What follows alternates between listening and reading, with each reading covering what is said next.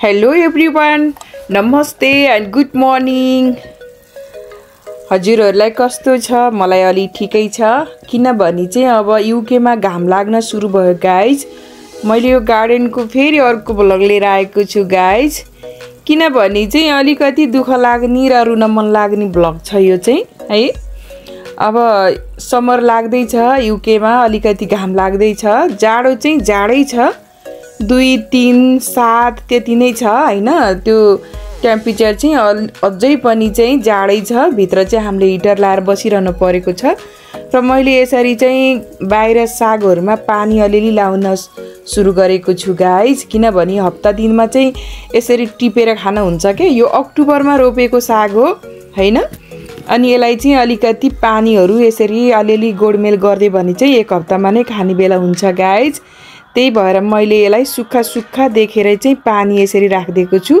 र यो chilli plant हो गाइज। यो चिल्ली प्लान्ट यति राम्रो चिल्ली प्लान्ट छ नि, यति राम्रो छ, मैले यसरी फोटो देखाएको छु गाइज। सबै यस्तो बनाएको छ के मुसाले खाएर हैन।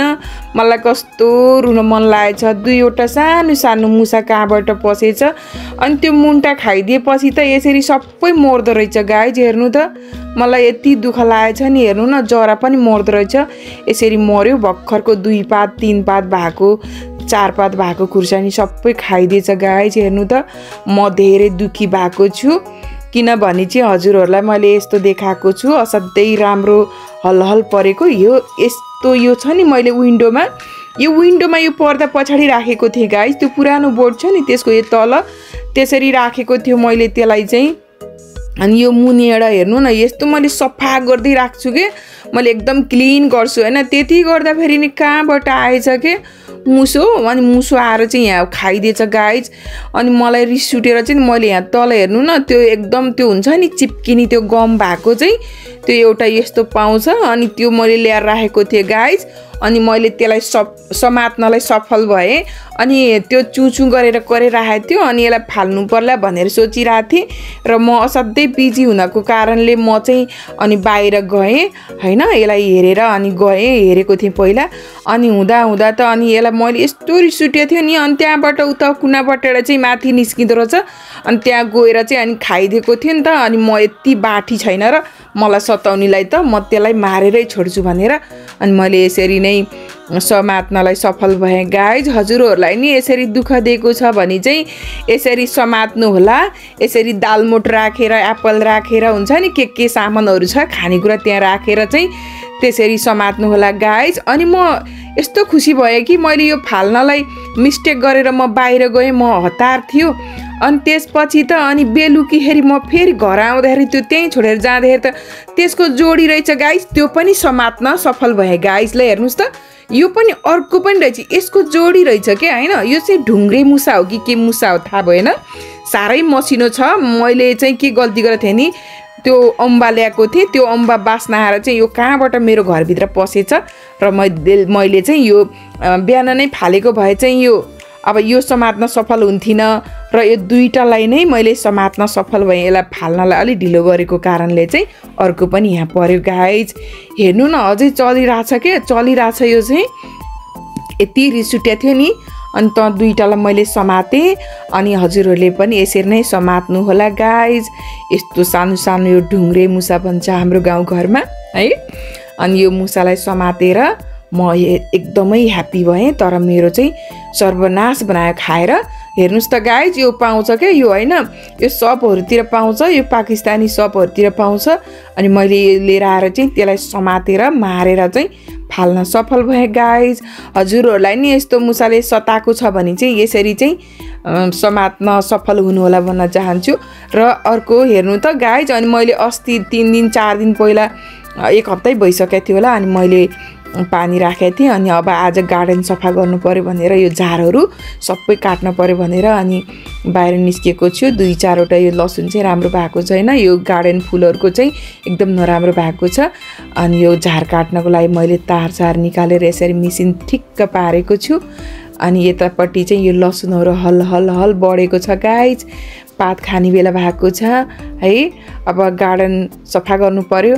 अनि त्यसपछि यो साग गाइज हेर्नु त, अस्ति मैले 4-5 दिन पहिला पानी राखेको थिएँ, अहिले टिप्ने बेला भइसक्यो। यो अक्टोबरको साग मैले भनेको थिएँ नि, त्यो साग चाहिँ हेर्नुहोस् त मलाई एक छाक पुग्ने गरेर मजाले फलेको छ गाइज। अब नयाँ अरू पनि छर्ने हो, यो चाहिँ पुरानो बोटहरू हो, त्यति राम्रो त छैन, भए पनि मलाई खानालाई एक छाक भयो भने पनि हप्तामा 10 दिनमा एक छाक मजाले खान पाए भने चाहिँ खुसी लाग्छ। र अलिअलि पाल पारेको छ त्यो चिप्ले किराको बच्चाहरूले। अनि मैले चाहिँ यो सागलाई हेरेर अनि सबै यो साग टिप्दैछु गाइज। यो साग टिपेर अनि यो घाँसहरू काटेँ मैले चौरतिरको, अनि चौरतिर घाँस काटेर सिलित्त बनाएपछि अनि साग टिप्न थालेको छु। त्यो पनि मैले त सिजरले टिप्ने गर्छु साग चाहिँ है, सिजरले टिपेर बाटामा राखेर असाध्यै सफा खानुपर्छ मलाई चाहिँ। अनि यो मैले टिप्दैछु गाइज, हेर्नुहोस् त राम्रो फलेको छ नि हैन, राम्रो फलेको छ यो साग। अनि यो घाम लाग्दैछ आजभोलि दिन चाहिँ, नत्र घामै देख्न नपाउने। घाम देखे पनि असाध्यै चिसो छ गाइज, युकेको वेदर धेरै चिसो छ। अनि बाहिर निस्किनै मन लाग्दैन, घाम देखेर निस्किने मात्रै हो हामी है। अनि अब केही राम्रो हुन्छ कि भन्यो, झन् चिसो बढेको छ। अनि भित्र प्लान्टहरू त्यसरी राख्यो मुसाले खाइदिने हैन, कोही मर्दिने, अनि यसरी बाहिर जाडो हुने हुन्छ। अनि यो चाहिँ लसुनको पात चाहिँ असाध्यै राम्रो भएको छ गाइज, कति राम्रो के। मलाई चाहिँ जहिले पनि यो टिपेर खान मनपर्छ है, साह्रै मनपर्छ मलाई चाहिँ। यसको त्यो बास्ना छ नि, यसको फ्लेभर असाध्यै मनपर्छ। जे पकाउँदा पनि मैले यसलाई चाहिँ मिक्स गर्छु गाइज।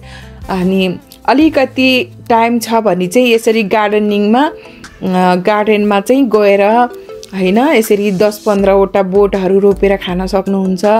किनभने खाली समयको सदुपयोग पनि भयो हैन, मुखमा स्वाद पनि भयो गाइज। यसरी रोपेर खानु होला हैन, असाध्यै मिठो हुन्छ। किनभने युकेमा लसुनको पातहरू किन्दाखेरि चाहिँ पाउँदैन के, यस्तो अर्ग्यानिक हैन, अर्ग्यानिक लसुनको पातहरू यसरी पाउँदैन, खासमा पातै पाउँदैन। अनि मैले चाहिँ फर्स्ट विकमा सेकेन्ड विकमा गरेँ, सेकेन्ड विकको हो। यो झनै बच्चा जस्तो अलि सानो छ, यो चाहिँ असाध्यै राम्रो छ। अनि मलाई मनपर्ने चाहिँ यो लसुन पनि हो। अनि रायो साग पनि गाउँको जस्तै बास्ना मार्फा रायो, तर लास्ट इयरको भएर त्यति फस्टा छैन, तर लसुन चाहिँ राम्रो भएको छ। यसलाई उखाल्ने खाने, पात खाने हो हैन। मेन त मैले पात खानको लागि नै लगाउने गर्छु यो यसरी। अनि यो लसुन अस्ति मैले लास्ट विक देखाएको थिएँ नि, अनि यो अलि ठुलो भइसक्यो पात चाहिँ, मैले जरा मात्रै गाडेको थिएँ है। अब यो पात हरर माथि आउँछ। अब सुक्खा मौसम हुन लाग्यो, अब मलाई यति भए लसुनको पात पनि पुग्यो गाइज। साग पनि टिपेर मैले यति बनाएको छु हैन। अनि एक छाक त पुग्यो नि हैन। अब मार्केटमा गएर किनेको भए त्यो हुन्छ नि, अनि कमालो साग हुन्छ, 5-7 वटा बोटलाई कति महँगो पर्छ। अनि लिएर आएर चाहिँ यस्तो कडाईमा हाल्दाखेरि त्यहाँ नै सकिन्छ क्या, पलत भएर चाहिँ त्यो चाहिँ। अनि पानी हुन्छ, चौटा नै हुँदैन, थोरै हुन्छ। तर यो चाहिँ असाध्यै राम्रो अर्ग्यानिक आफ्नै बारीको आफूले लगाएर खाँदाखेरि चाहिँ मिठो हुने। अनि हेर्नुहोस् त गाइज, अब यस्तो भएको छ। यसलाई फेरि अलिअलि गोडमेल गरेर अलिअलि पानी मलहरू राखिदियो भने 1 हप्तापछि फेरि खाने बेला हुन्छ। धेरै किन चाहियो हैन, धेरै भए पनि नमिठो हुन्छ, यति भए त पुग्छ नि हैन। अब गार्डन पनि ठुलो हुनु पर्यो धेरै खानलाई त, तर यति भएपछि मिठो हुन्छ। जे कुरा पनि धेरै खायो भने तितो हुन्छ भन्छन्, त्यस्तै लाग्छ मलाई चाहिँ। ल हेर्नुहोस् गाइज, मेरो साग हैन, आजको लागि तरकारी पनि पुग्यो गाइज। अनि मुसा पनि मैले मारेर फ्यालेँ, अनि गार्डनको घाँस पनि काटेँ गाइज। यो ढोकानिर उम्रेको एउटा राई कहाँबाट उम्केर चाहिँ कति ठुलो भएको, ल हेर्नुहोस् त गाइज। 1, 2, 3, 4वटा पात कति ठुलो छ, 5वटा 6वटा। ल हेर्नुहोस् त, यो ढोकानिर उम्रेर चाहिँ कति ठुलो भएको रहेछ क्या। मैले यसलाई पनि निमटेँ, यसलाई निकालेर चाहिँ अनि त्यसमै मिक्स गरेँ गाइज हैन। अलि धेरै भयो साग पनि, मलाई र बुढालाई पुग्ने भयो, एक छाक पुग्यो पनि हैन। बच्चाहरूले खाँदैनन्, हामी बुढाबुढीलाई धेरै नै भयो। अनि यसरी चाहिँ मैले तरकारीको जो गरेँ गाइज। हजुरहरूलाई कस्तो लाग्छ रायो साग है, मलाई चाहिँ असाध्यै मनपर्ने रायो साग हो। अनि मलाई चाहिँ मुखबाट पानी आउँछ क्या। पहिला पहिला सानोमा त म खाने थिएन, अहिले चाहिँ असाध्यै मनपर्छ यो रायो साग। मैले त्यो अरू पनि एड गरेको छु। अनि यो पिँडालु हेर्नुहोस् त गाइज, मैले किचनमा राखेको थिएँ नि, त्यो किचनमा राखेको पिँडालु चाहिँ यसरी कोही कोही टुसा आएको छ। अनि यो इस्कुस हो गाइज, ल हेर्नुहोस् त इस्कुस।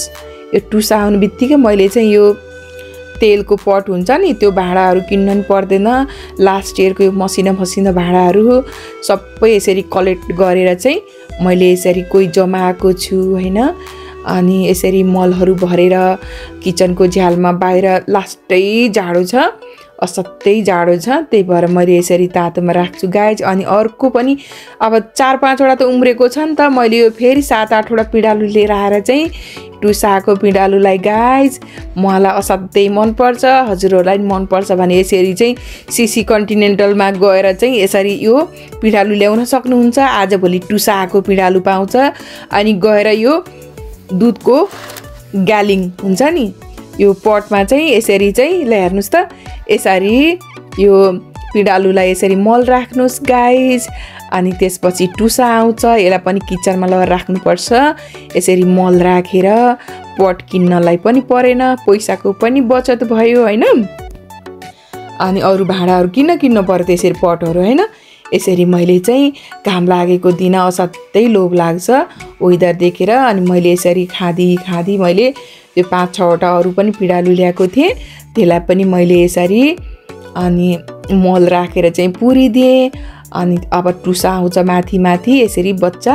अनि मैले अघि देखाएको थिएँ नि गाइज, हो यसरी चाहिँ यसलाई पनि त्यही हुन्छ नि ओइलको पट हुन्छ, त्यसलाई काटेर मजाले पखालेर पानी तातो पानीले पखालेर सुकाएर राख्नु। अनि त्यसपछि यसमा यो इस्कुसको टुसा, यो पनि सिसी कन्टिनेन्टलबाटै ल्याएको हो मैले गाइज हैन। अनि टुसा आएको थियो। अनि मैले यसलाई पनि अब यसरी नै त्यो पिँडालु राखेको छु नि, त्यो पिँडालु राखेको जस्तै गरेर यसरी चाहिँ मैले मल राखेर अनि त्यो इस्कुसलाई पनि मैले यसमा उमार्ने उपाय गर्दैछु गाइज हैन। हजुरहरूले पनि यस्तै गर्न सक्नुहुन्छ। अब बाहिर गार्डनिङको लागि चाहिँ अब भित्रै तयारी गर्नुपर्ने हुन्छ गाइज। युकेको वेदरले चाहिँ साह्रै सताउँछ। अनि यसरी चाहिँ यो जरा निस्किने हुन्छ, यसरी गाड्नु पर्ने हुन्छ, किनभने अब मुन्टा माथि निस्किन्छ, यो तलको चाहिँ त्यो जरा हुन्छ नि त, त्यो जरा चाहिँ हो यसरी रोप्दाखेरि एकदम बेस्ट हुन्छ है। अनि यसमा चाहिँ थोरै थोरै गरेर मल राख्ने, मल राखेपछि चाहिँ अनि यसमा जरा निकाल्छ गाइज। ल हेर्नुहोस् त, यसरी मल राखेपछि जरा निकाल्छ। अनि निकालेपछि अब 1-1.5 महिना त घरभित्रै बस्छ मेरो कुरा अनुसार, यहाँको वेदर अनुसार चाहिँ। किनभने नेपालमा कति राम्रो वेदरमा बसिरहेको हामी हैन। वेदर चाहिँ धेरै दुःख लाग्दो वेदर हुन्छ, युकेमा धेरै चिसो हुन्छ। अनि यसरी चाहिँ रोप्न पर्ने हुन्छ गाइज। किन भन्दाखेरि मलाई चाहिँ साह्रै मजा आउँछ के, रमाइलो लाग्छ यसरी मलाई प्लान्टहरू उमार्नलाई, प्लान्ट लाउनलाई हैन। हामी पहिला जमानामा त हामीले किनेर खान्थेनौँ र मैले यसपालि यो घिरमला पनि उमार्न सफल भएको छु गाइज। तर यो हुन्छ कि हुँदैन मलाई थाहा छैन, तर उमार्न चाहिँ सफल भएको छु। अनि त्यसपछि यो पिँडालुहरू अनि यो चाहिँ कुकुम्बर के काँक्रो अनि यसरी उमारेको छु। र त्यो अघि खाइदिएको थियो नि त्यो 1-2टा त्यो जो बचेको थियो, अनि मैले यसरी सानो पटमा राखेको छु गाइज। सबै यसरी खाइदिँदाखेरि मेरो मन धेरै रोएको छ हैन। अनि अब नि अझ अहिले त देखेको छैन मुसा, मैले मुसा चाहिँ मारेर फ्यालिसकेँ। अब चाहिँ आउँछ कि आउँदैन थाहा छैन गाइज। म धेरै दुखी छु। अनि मेरो कति प्रगति भइरहेछ, के लागिरहेको छु हजुरहरूलाई देखाएँ। अरू पनि मैले यस्तै भिडियोहरू लिएर आउने बाछा गर्दै त्यति बेलासम्मको लागि चाहिँ बाई भन्न चाहन्छु गाइज हैन। अनि जति जे जस्तो हुन्छ देखाउने छु। आजलाई चाहिँ बाई भन्छु है त guys. By by guys, by by.